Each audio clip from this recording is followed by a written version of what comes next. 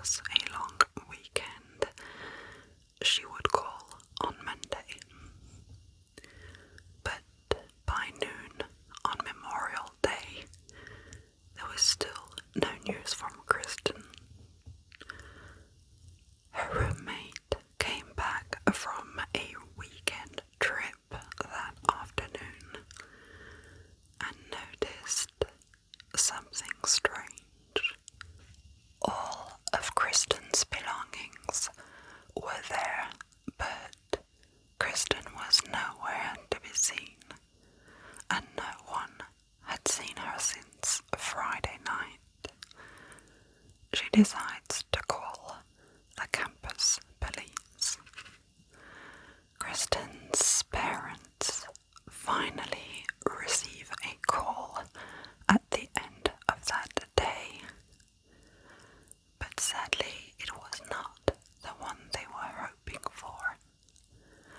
A police officer had called them to tell them that they had concerns about Kristin and asked if she had come home for the weekend. Kristin had vanished, yet campus police were reluctant at filing a missing persons report or even start a formal search for Kristin. They assumed she had been on a holiday for the weekend and that she would be back. On Tuesday morning, there was still no sign of her, and her father drove the 250 miles to the campus and persuaded the campus police to put up some missing person flyers. And officers start asking questions to witnesses. Interviews only started about a week after that weekend she went missing. They found out that Kristin had been to a fraternity party on that Friday evening. Her friends needed to study for a test, so she decided to go there on her own, knowing that she would meet up with people she knew there. And she was comfortable with making her own way home after that. Even though she was underage, she was served alcohol during the party. According to eyewitnesses, by 1 a.m., Kristin was drunk and 3 fellow students had to help her get back to her room. They had found her lying on the grass and helped her up and walked her back to her dorm. When questioned, the 3 students all told the same story, that around 2 a.m. they had dropped Kristin a few yards away from her dormitory before heading home themselves. But it appears that Kristin never made it back to her room. But it appeared that Kristin never made it back to her room. Days passed without a single clue of where she could be. News of her disappearance had spread and leads were coming in. Wherever she was reported to have been seen, Kristin's father would jump into his car and drive there. And it went on all over California and Nevada. One sighting was as far as Canada. Had Kristin run away? But like many others, it turned out to be a mistaken identity. The search was back to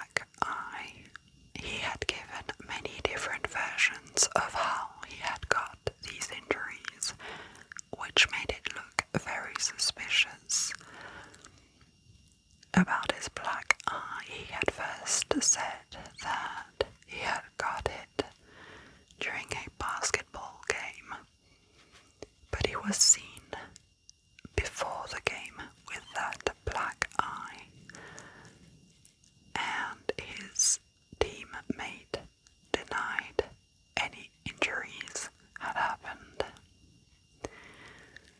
On June the 19th, Paul is interviewed for a second time. This time he says that the black eye happened when he hit his face on the steering wheel of his car while installing a stereo. He then stuck to the same version about his last moments with Kristin. Police offered him to take a lie detector test, but he refused. He said he had to leave, that he had some stuff to do, some stuff to clean up at his mother's place, some concrete. Police didn't have anything they could charge him with. The concrete home improvement he was talking about was later confirmed by a neighbor. She made a deposition 6 months later saying that she saw newly constructed concrete planter boxes cut into the existing cement in the backyard of Paul's mum's house, only a few days after Kristin went missing. And the biggest planter was just a little over 6 feet long. Kristin was 6 feet tall. Cadaver dogs were sent on the campus in the hope to find some kind of trace of Kristin, and they soon made a shocking discovery. Only one single room was alerted by the dogs. Paul Flores' room. These dogs are trained specifically to recognize and spot the smell of human remains. They went straight to Paul's bed and his trash can and the phone. On the weekend, Kristin vanished. Paul's roommate was away, giving Paul the opportunity to bring a girl back under the influence of alcohol without being seen. But since then, the room had been cleaned and sanitized after the spring semester, and investigators were unable to find any more evidence, making it yet again impossible for them to charge Paul. They decided to search Paul's home and made a discovery. They found under his mattress many newspaper articles that had been cut out, and all were about Kristin's disappearance. But they were still unable to put Paul under arrest. In September 1996, the FBI finally interviewed Paul's former roommate. He told them that a week after Kristin had disappeared, they were joking around about Paul's involvement, and that he had replied, "Yes, I killed her and brought her to my mum's house, and she is still there." What a very accurate joke that was. Kristin's family decided to take things in their own hands, and on November the 26th, they filed a civil suit against Paul Flores for the wrongful death of Kristin. But in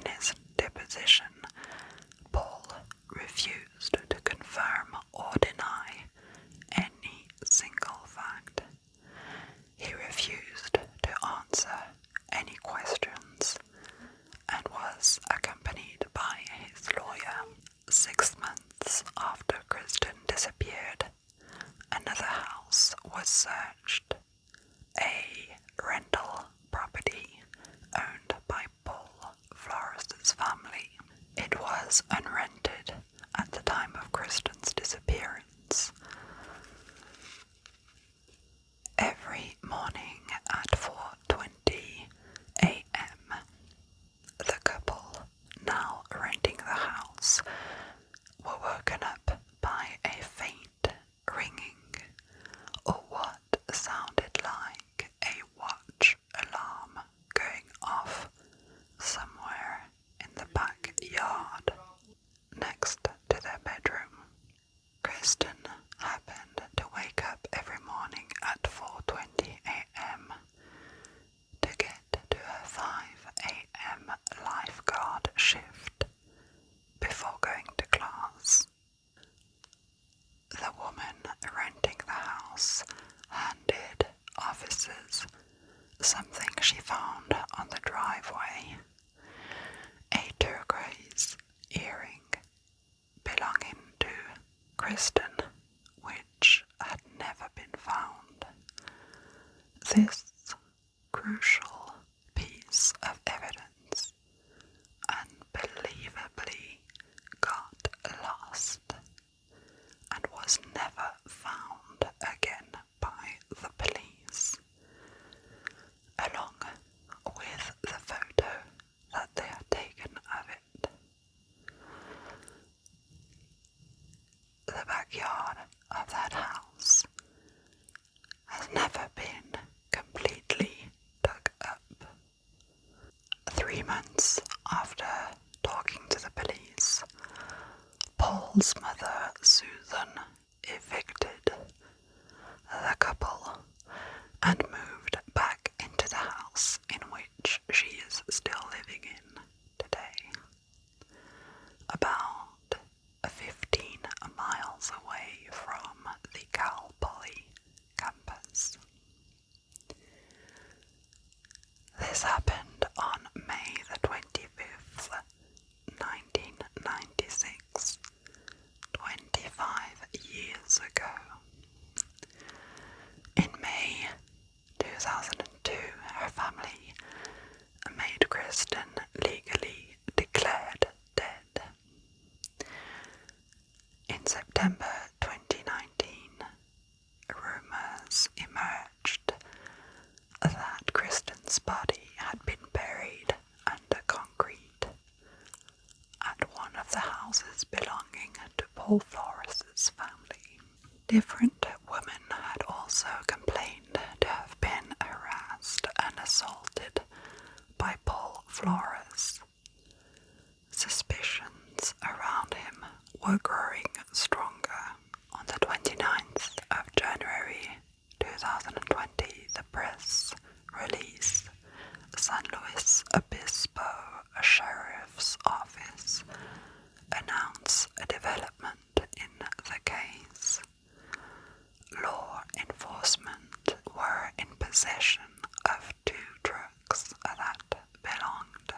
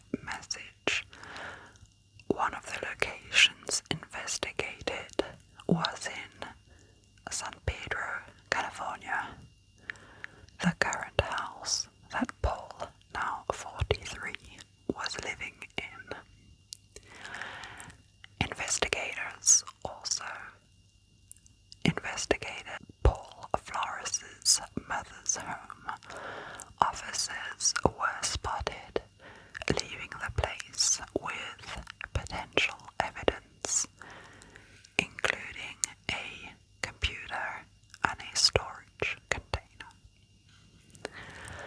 Now, the very latest news on this came out a couple of days ago.